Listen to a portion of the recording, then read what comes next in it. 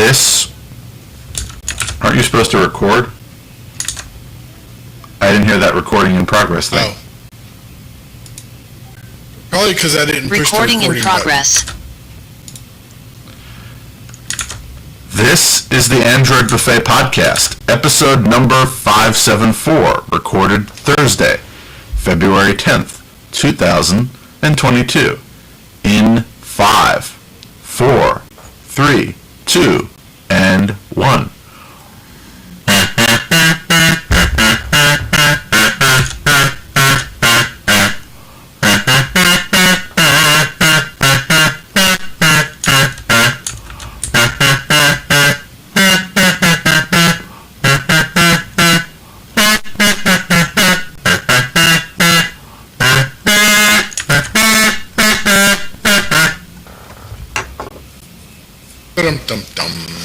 So when I introduced this episode of the Techno Buffet Podcast, did I say Android Buffet Podcast or Techno Buffet Podcast? I don't know. Possibly Android.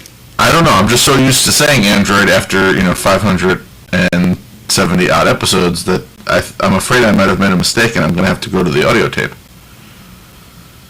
Either way, we're still the same people no matter what name there is, so we're here. And we still have the same email address, which I haven't mentioned in a while. It is, of course, podcast at whatever buffet you wish to email.com. At least out of the subset of 2 buffets we have available. I just wonder, should I just keep buying blank buffet domain names and hooking them into the same system? That'd be funny. Yeah. Well, I considered, with the old Flying Bathtubs episode, actually moving them onto the Techno Buffet domain and having everything in the same feed, since we only recorded 6 episodes of Flying Bathtubs. Do you remember our spin-off podcast, Jerry, where we talked about everything before we decided we would just do that here? I did. Flying Bathtubs. Yes. It was fun. You know how long it's been since you've yelled squirrel?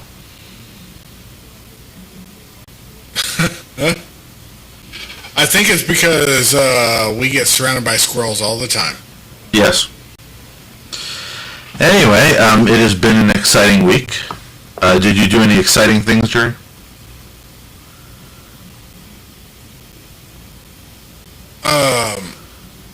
Not really. I found out that I don't know how to wire 3-way switches for smart switches. But That's a pain. Not nearly as simple as I expected.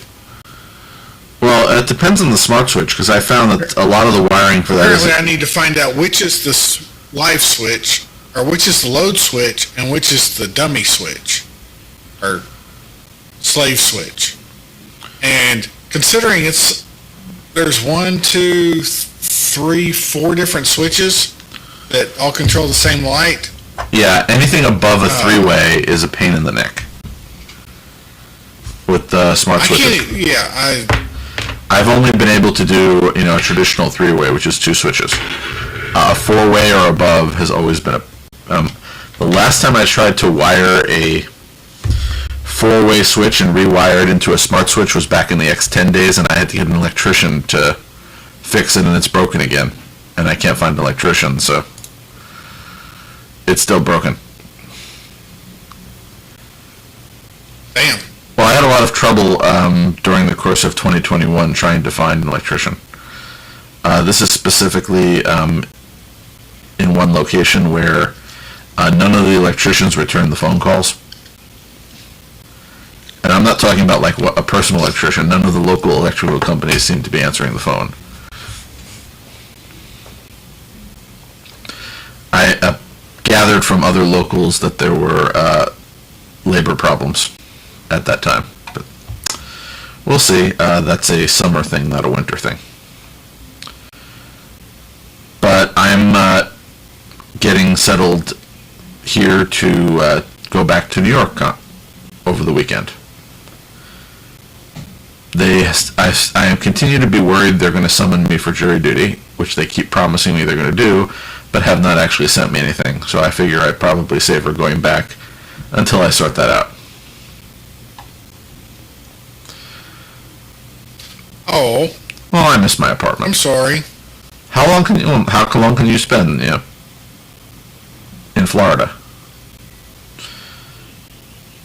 All the time. All the times. Yep. Well, again, I miss my stuff. I want to go back to my home. Understand. I may be back. You know how it is with familial things. Eventually, your family convinces you to do things. So they may convince me to come back. But we'll see. In the meantime, if everything goes to plan, next week I will be doing the show from my living room. Once again. And that'll be a good thing. Again, New York is colder than here. But conversely, again, it's where all my stuff is. So I'll get some stuff done. Well, no, over the course of this pandemic, I've spent a lot less time in my actual home. And I like my home because it's, again, my home. But we'll see. Other than that, again, just a lot of projects piling up that I'd like to do. I told you I was working on a project that involved the show notes. Yes. I am very close to being able to auto-generate show notes. Ooh, cool. Yeah, it took me a while to put in a lot of the steps, and then I didn't want to write an Android app to share articles, so I had to find something that could share an article to an arbitrary API, just share the URL, and then I have to do the assembly. So the next step is I have to be able to go into the interface where all the articles are stored, click all the ones I want, click a button, and have it generate a entire post with a list of all the articles that I want to talk about.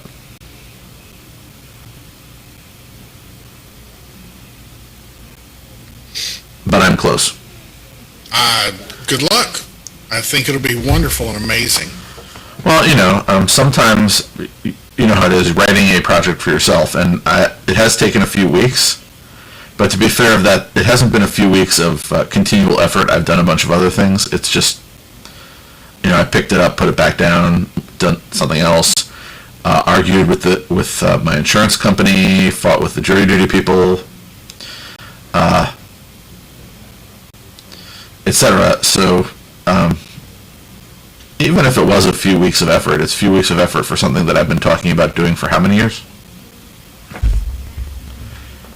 All the years. No, I'm positive if it hasn't been all the years, I'm reasonably positive that I've brought it up a bunch of times, wanting to sort of automate the workflow. And again, it still requires me. I have to read an article, identify, this is something I might want to talk about, and then click under the new flow, click a button that would automatically send it onto a list. And then the night before the podcast, go onto the list of potential topics, click the ones that I want, and then click a button to create the show notes. I could, in theory, eliminate that step where I have to go and review the things I've read all week and turn them into a post, but I think that makes sense because there's some things that, based on the number of things we need to talk about, get rejected. I'm sure you didn't know that there are things I considered talking about that I didn't put in the show notes. For whatever reason. I'm sure. Yep. So this brings us to one of our first and new recurring segments, which is Jerry talks about iOS. I really don't have a whole lot to say other than the thing that I really appreciated about iOS this time was not so much on the phone as it was on the watch. Say, I work for a company that uses a one-time password, second factor authentication system called Global Protect, or One Protect. And on my Android phone, I would always have to pick up my phone, swipe down, and press the button saying yes. Well, now, it pops up on my watch, and all I do is I press my watch once, and that's my acknowledgement. It didn't do that on my Samsung. I appreciated it. I appreciated doing it on my watch or on my Apple Watch. And equally, I appreciate any good UI. It's not unique to one operating system, but that sounds like that is a nice UI improvement that you can appreciate. Yeah. Now the downside is the battery on the watch is not good. I typically throw it on the charger when I wake up and sometime in the evening while I'm chilling. Now, granted, I only throw it on the charger for like 5 or 10 minutes, and that gives it, that gets it almost full, so it does charge really, really fast. But having to charge it that often is quite annoying. I would really wish that the watch would just be a little bit bigger, just for more battery. Well, always good feedback, and battery is definitely a challenge, no matter what device it is. I feel like this segment needs like a theme song, where at the end we say, "This has been another edition of Jerry Talks About iOS," and have a little musical number. No? I just don't know if there's enough to talk about, really. Well, it may become a less frequent segment as time goes on. Okay, we'll see. So apparently Google Workspace, and I'm now very interested in Google Workspace, being as they're going to force me to pay for it. Well, actually, that's inaccurate. Ow. That's inaccurate. They're going to pressure me into paying for it. Force is inaccurate. It's not a mandate, it's an encouragement. Yeah, as I said previously, I think they've realized that they didn't take into account the home market. And that they seriously underestimated that particular group, which doesn't need half of these features. So Google apparently is changing its web and app activity controls for paid users of Google Workspace. So apparently they're taking advantage of this setting to enable some tracking features that have previously been opted out of by users.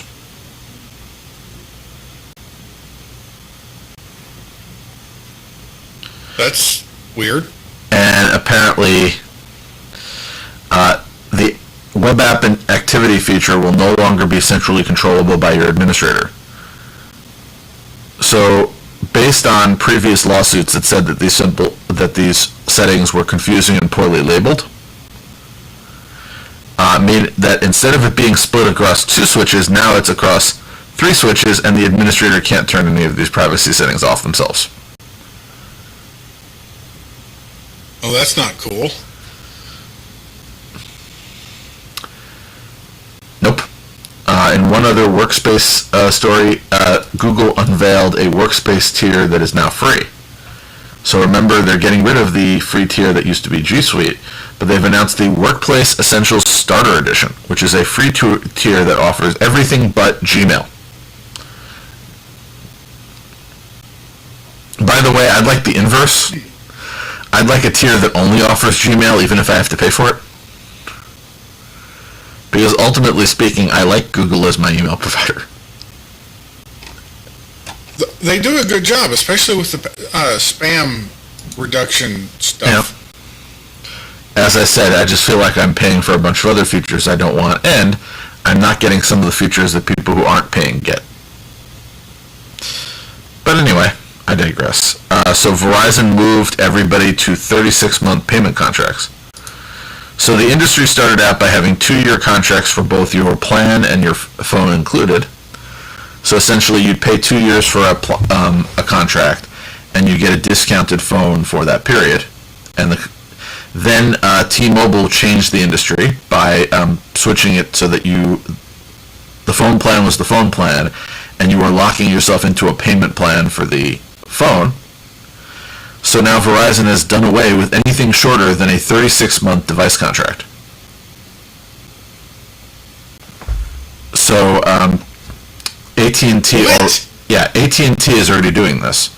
So essentially 36-month device contracts where if you don't want to pay for the phone outright, you're going to essentially be under a longer-term contract. So the only one that still offers a 24-month payment plan is, of course, T-Mobile of the major carriers.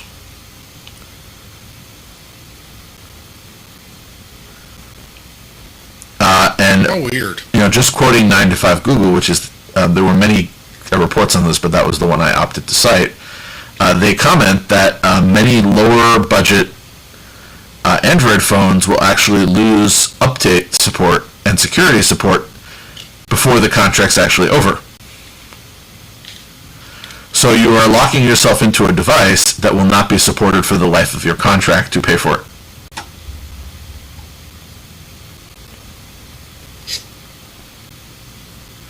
So their opinion was it's a good time for Android manufacturers to focus on offering support that's equivalent to the length of the device contract that most companies use.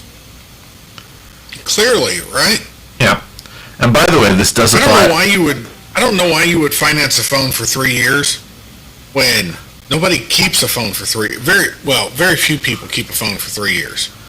Well, the point is that this is how people who cannot afford more expensive phones are able to finance them. Now, there is another solution. Third parties could get into the finance. Well, third parties could get into the financing game.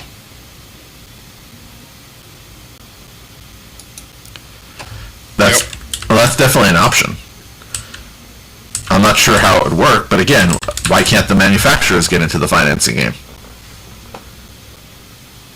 And essentially say, wait a minute, we want people to have our products, let's help them finance it for whatever, like interest over the course of it that we need to. And we'll see. Now, admittedly, I was looking at the financing for Google Fi, which is still my network at the moment. I'm not sure if I will always be there, but remember, I do have a 2-year contract with them for my Pixel 5. It's not, I forget what month I am finished, but I did that solely because I can pay it off at any time, and they didn't charge me any interest. So that's fine with me. I don't mind financing something if I'm not paying interest, and I can pay off the balance at any time. So I just make sure the amount, and again, not everybody has the financial flexibility, I make sure that amount is set aside in case I need to pay it off, and move from there.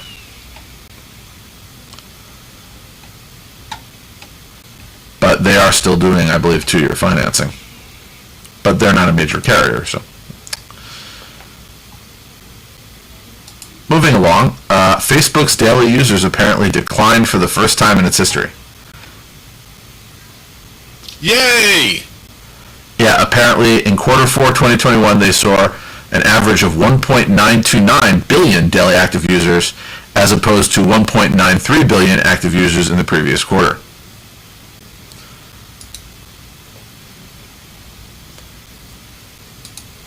Shocking, isn't it? It is. Yeah, it's just, you don't really... Well, again, that's a lot of people on a platform at the same time. When you're, when essentially that portion of a percentage is actually 1 million people, that's a lot of scaling. It is. Yeah. So the Open App Markets Act is aiming to regulate app stores and has moved to the U.S. Senate. So this establishes rules for any app store with more than 50 million users, which would include the Apple App Store, the Google Play Store, etc. It prohibits a covered company from requiring developers to use an in-app payment system owned or controlled by the company as a condition of distribution or accessibility. They can't require that pricing or conditions of sale be equal to or more favorable on its app store than another app store. And it prohibits them from taking punitive action against the developer for using or offering different pricing terms or conditions of sale through another in-app payment system or on another app store. And it would also ban app stores from preferring or unreasonably ranking their own apps or those of its business partners.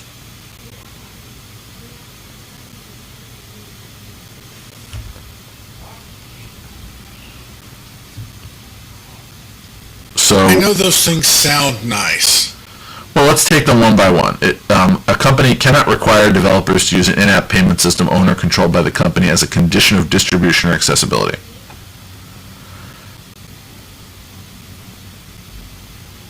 So on that one, making it so I that... don't like it. Oh, we're back to locking them into one payment system is one. Then, of course, requiring that the conditions of No. sale be more favorable. Keep in mind that I can think a thing is a bad thing without wishing that the government prohibit it. So are there any of these that you think I'm not are saying good? it's good. I'm saying the government's got no business regulating this. Okay, so you think the companies will regulate themselves? One could hope, I always do. or that their customers would regulate them for them. If they don't regulate themselves, that the customers do it for them. That's what markets are about. Yeah, I wish I was optimistic about companies and the public doing that. Unfortunately, I know, me too. no, but lately, and not just companies. Lately, I have been, very annoyed by stupidity of human beings, specific human beings, as in, But the thing is that there are very intelligent people out there, but they never seem to be the ones I deal with. I deal with people who make no logical sense, and I look at the public. I watch the news or read the news as applicable, and I just realize there are just stupid people out there. There are a lot of them. Yes, sir. And it's disappointing to me because I feel like as a race, or as a species to be more accurate, we should have more smart people. And even when we do have smart people, those are never the people in positions of authority. Look at what was the verbal gaffe that was making all the rounds this week. A politician referring to the gazpacho police.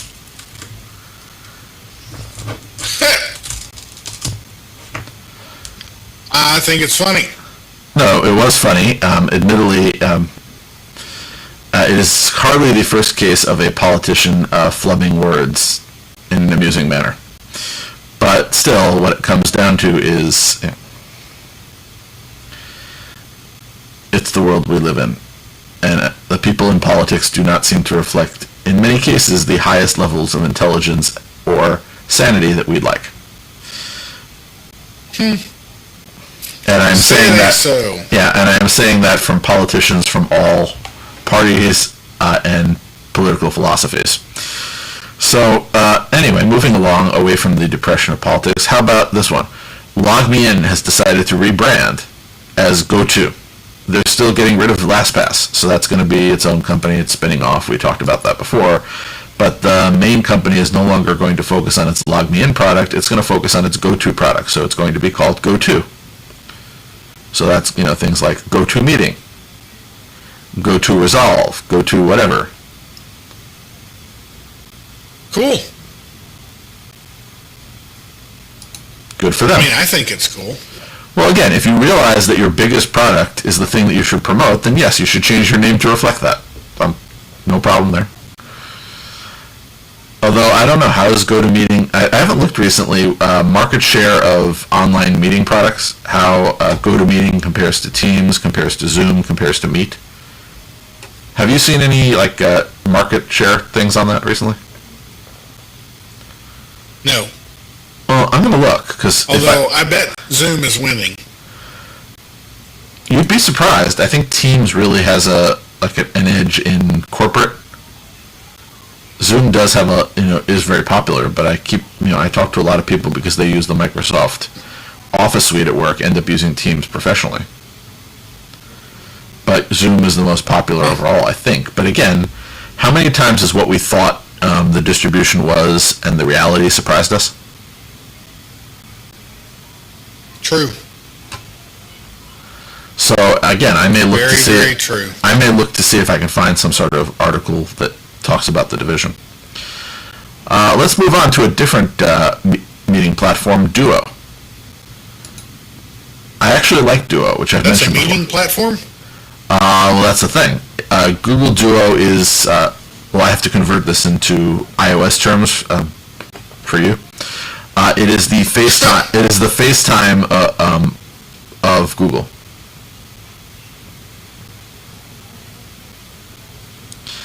So FaceTime is a thing? Apparently, I've never FaceTime, so I don't know. Well, the nice thing is Duo is cross-platform. So it essentially Duo is Google's meeting technology, but it's the consumer one as opposed to the group one. It does have group features. You can have more than one people in it, but it was designed to be their video call product.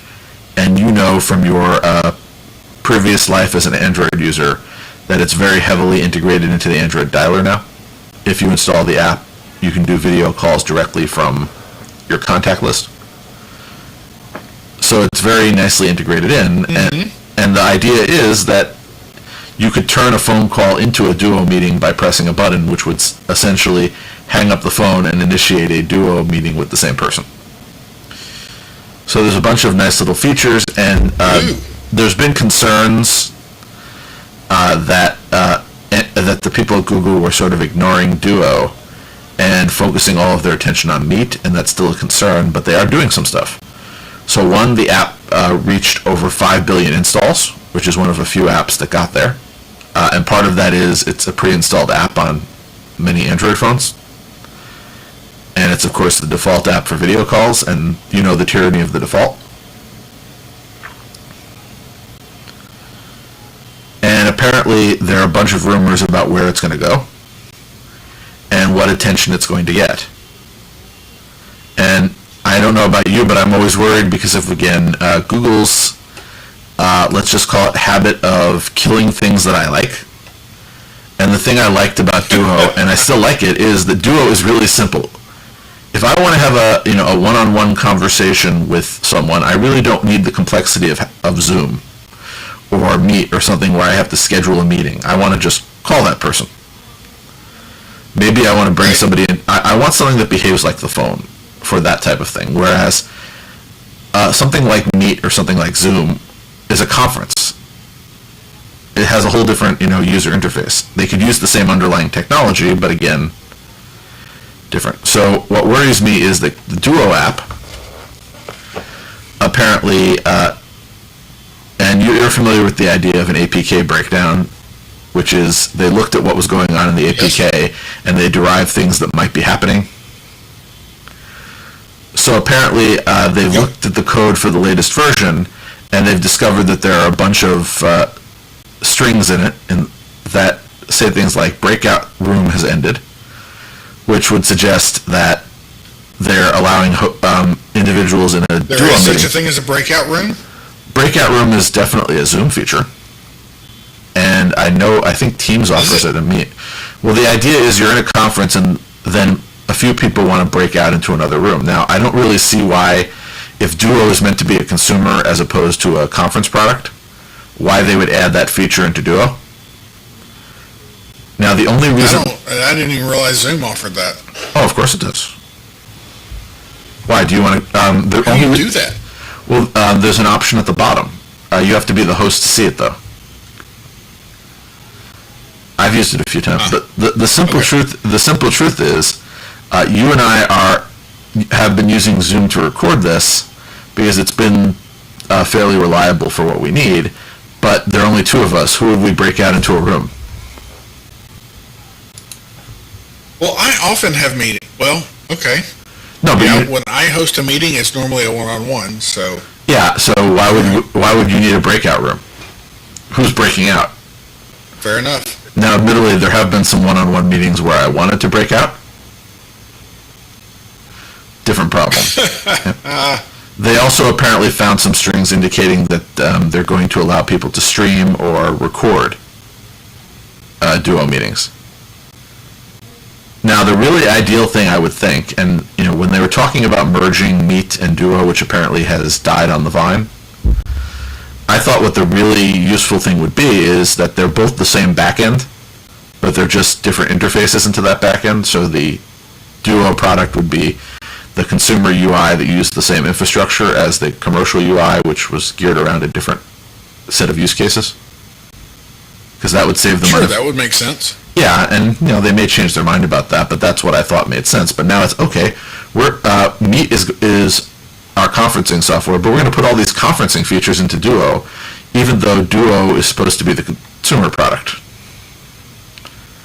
Anyway, we'll see what actually ends up happening.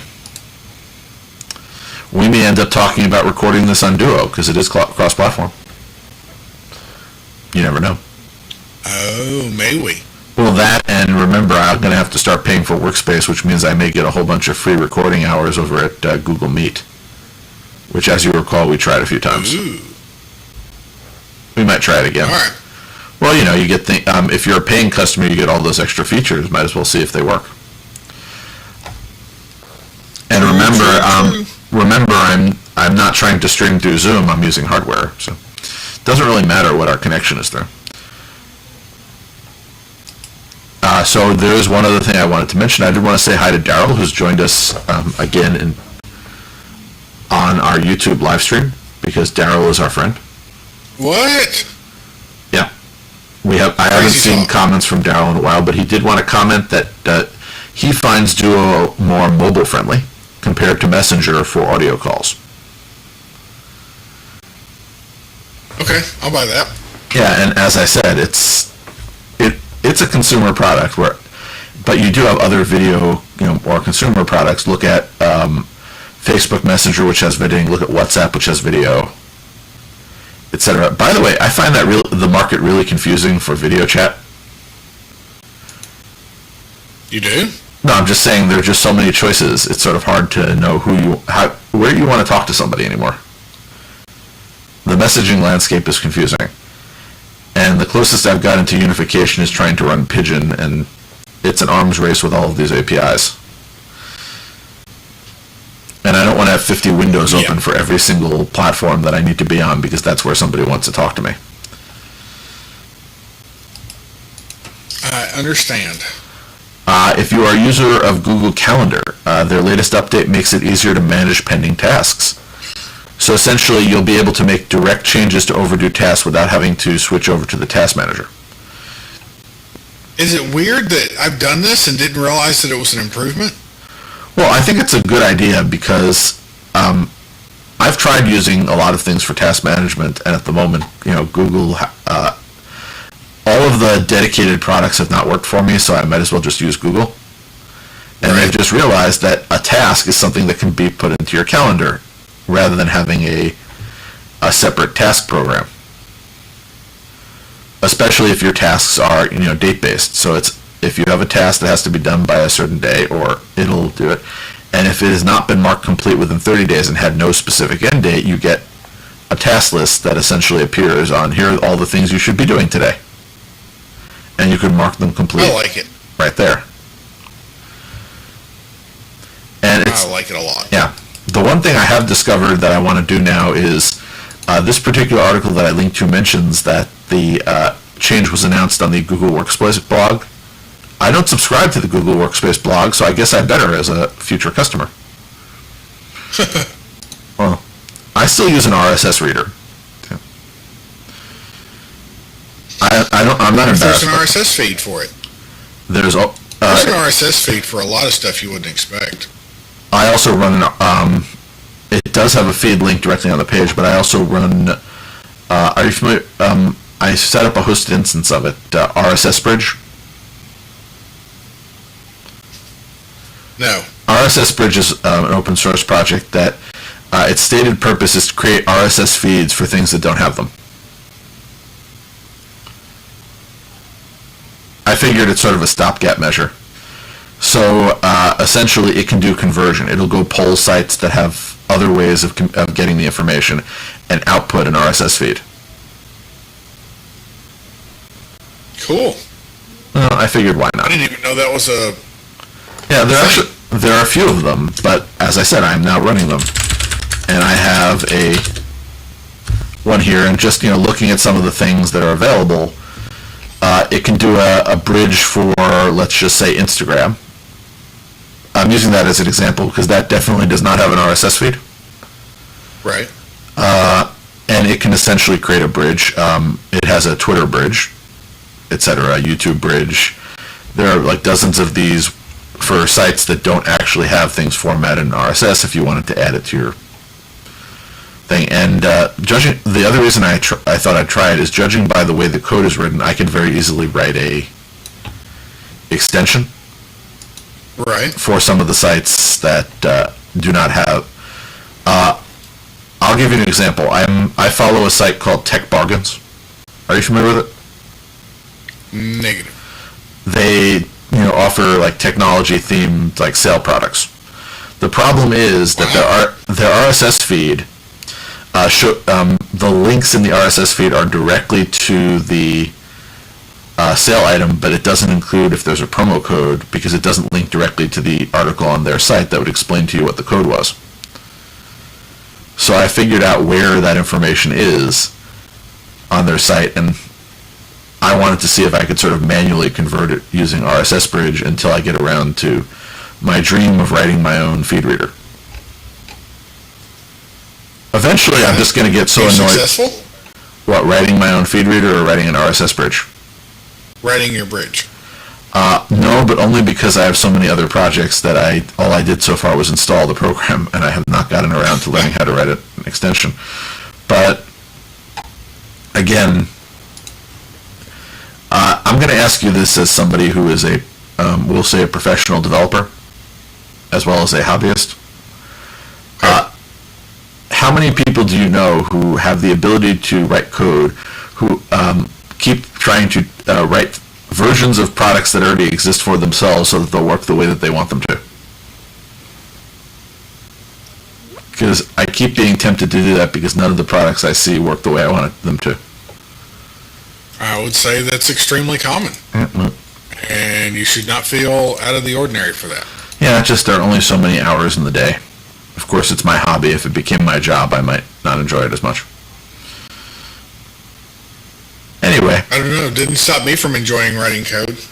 No, what I'm saying is that, but you don't write code in your spare time as much for your enjoyment.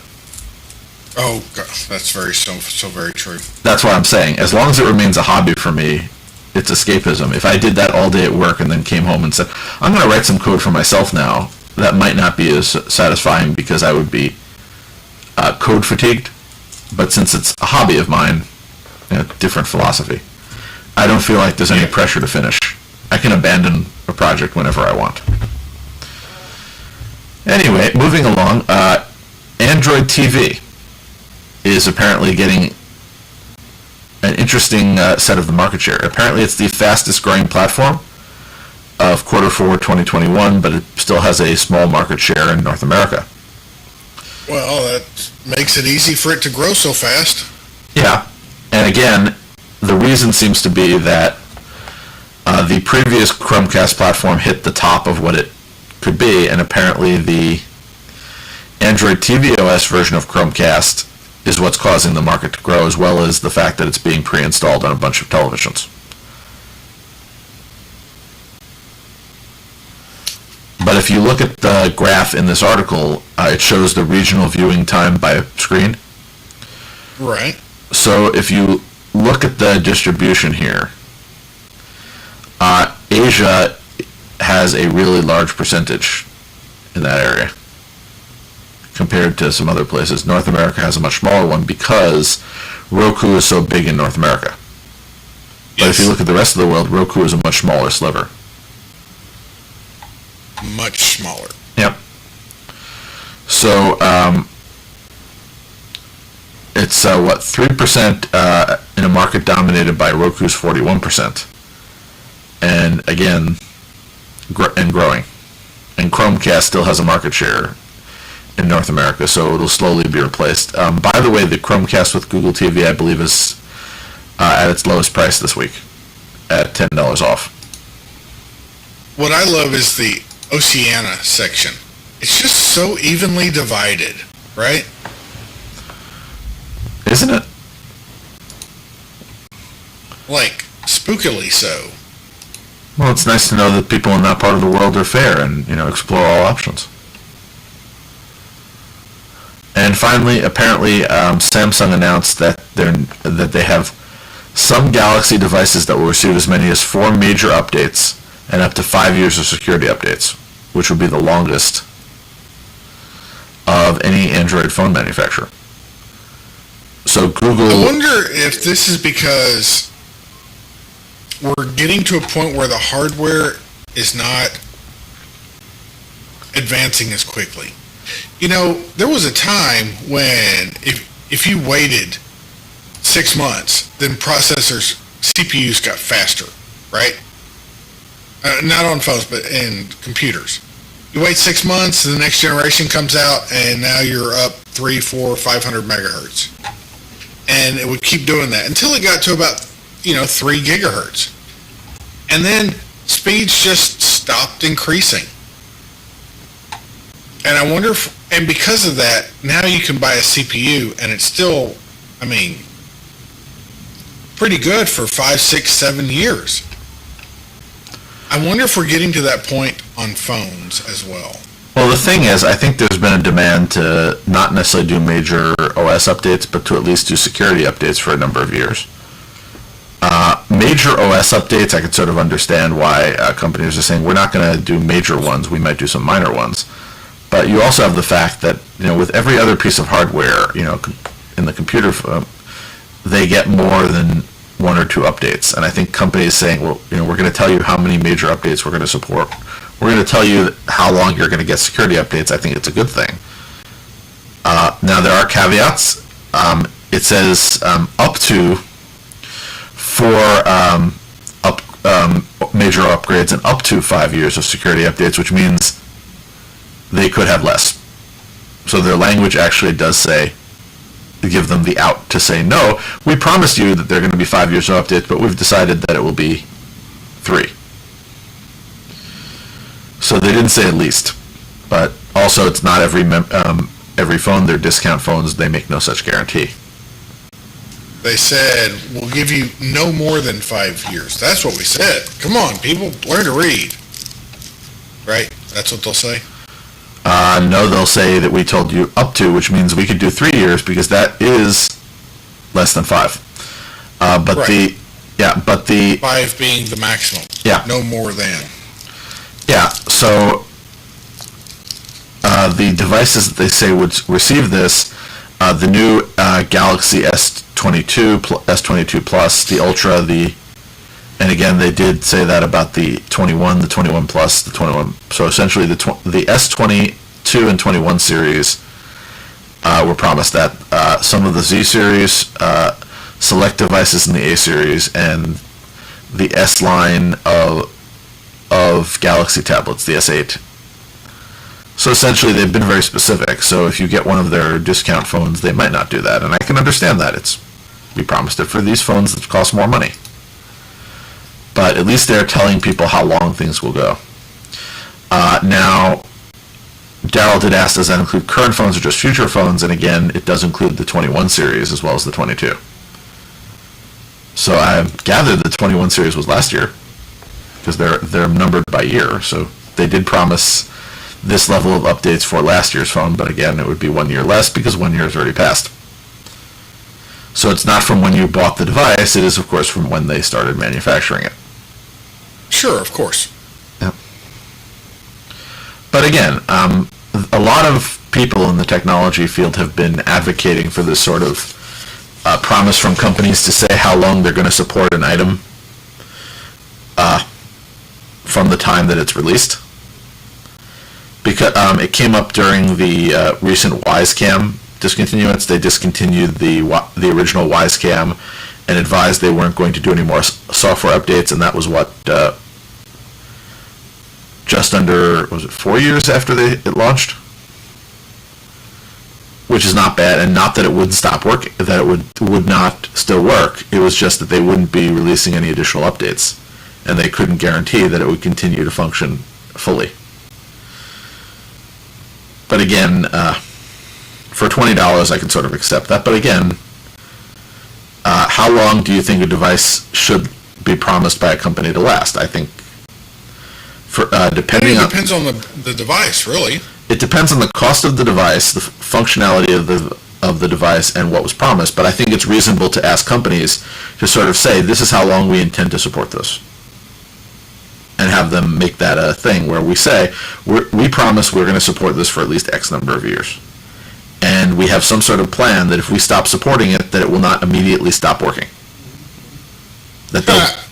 Well, that's the thing. How many of these other devices have been, we've discontinued the device, so we're going to shut off the server that it connects to, so it will just stop working. Which is why when you're buying devices, I recommend that you look for local control. Yeah, and if you look at we'll look at some of these with, let's say, I'm just trying to think of an example, where they've said, we're discontinuing the device, we're going to release one final software update, which is going to unlock some features that will be run locally. So the device will continue to work, it will lose X, Y, and Z functionality, but it will still work doing all these things, because we're not going to support it anymore. Or other companies that said, we're going to release some of the source code so that the hobbyist community can maintain it, because we're not going to anymore. Those are at least ways of saying, yeah, you bought something, you paid money for it, and we feel like we shouldn't just arbitrarily decide that it will become a brick. Now, there are other companies that have said, we're not supporting this device, but if you trade it in, we're going to give you a discount on a replacement. I'm not saying I like that more, but I'm saying at least that's telling people, we actually realize that you paid your good hard-earned money for this, and we've decided that we're going to make it useless.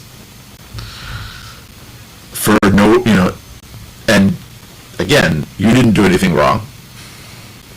Look at Windows offering everybody a free upgrade to the latest version in order to make sure that they no longer had to support the old ones. Yep. So, it should be a reminder that they're not going to make they're not going to spend the development time to make certain features available locally while they shut down their cloud features. They're not going to do that out of the goodness of their hearts. The upgrade to Windows 11, there's a monetary, profit-based motivation behind that. Yeah, I'm saying that even if there isn't a direct monetary thing, it's, if you really annoy your customers, they won't buy your next product. If they feel like you're out of business, do you care? And I think one thing that we've proven over these past years is that the American consumer has an exceedingly short memory. Which really depresses me, to be honest. Yep. But what can you do? But hey. Yep. Yeah. I want to protest some of these things. Anyway. That brings us to the end of this week's list of things that I thought of to talk about. Unless you have something that you'd like to... I just have one last question for you. I love good questions. Okay, do you remember Cough Home Assistant? Or Home Automation? Yeah, the company that I recommended for the smart plugs. Did they put out a new product? Right. They did not. But my problem is I want a smart plug, but you can't get their smart plugs. So I'm wondering, is there an alternative source that you're aware of? Because his smart plug is just effing awesome. Yeah, and I really appreciate the fact that this gentleman, and as I said, he's apparently a patent attorney, actually, realized that he wanted some products. He went to the factories that make them and was able to get them to make a run for him that had the software he wanted. And again, you can email him and ask him if he knows when things will go back in stock, because his email address is right on the Cough Automation site. But the only other company that I've mentioned around here would be, I think they do a smart plug, Athom Tech. I forget if they're doing, Who? I don't know if it's Athom or at home. ATHOM.tech. Now, I know they do a bunch of light bulbs, but they do have a two-plug pack. I don't know if it's quite as good, but it is in stock and can be shipped from their Los Angeles warehouse, and it does offer. It's running Tasmoda, but you could switch it over to ESP Home as well. So it's pre-flashed with and can be changed. This one, though, I'm not sure. Yeah, here we are. It does do power monitoring. So they're offering a two-pack US plug for $27.60 for two. I don't know if that includes shipping. That's a pretty reasonable price. Yeah, in my opinion. Yeah, and again, you could change it to ESP Home, or you could do it with Tasmoda and update it, and they both are reliable. My alternative was going to be like the AOTech, but that's like $50 or $60, 50 or $60. I don't recall which, for a single plug, and I just thought, no. Yep. And I bought from Atom. I've never bought their plugs, but I have bought some of the other things. I did the long shipping. They have a U.S. warehouse, but not all their products are available there. So I did do long shipping from their other locations because I wanted, at the time, an LED strip controller, and again, had to wait for it to come. They also, again, have other things that come through every so often. So you can get, if you look at their page, LED controllers, you can get things that are flash with ESP Home, you can get things that are flash with other. Cool. Thank you very much. They apparently have a relay switch, a wall switch, a garage door opener. They have a lot of different light bulbs. They have an EU but not a US dimmer, which is much to my disappointment because I'd like a good dimmer, etc. So that brings us to the end of this week. So how about we do this again next week? I think it don't, but it do. How about we do this again next week? I like it. Yes. Same bat time, same bat channel? Yes, sir. Okay. So I'm looking forward to it, and we will see if my equipment has been disused for so long in my apartment that it has a magical problem, which has happened in the past. Much to my continual confusion about it. Either way here, I finally stopped hearing that hum in the equipment after what I did tonight, so finally got it working without hum, and I'm switching locations, so I get to start all over again. Congratulations. Until next time. Until next time. Bye, folks. Goodbye.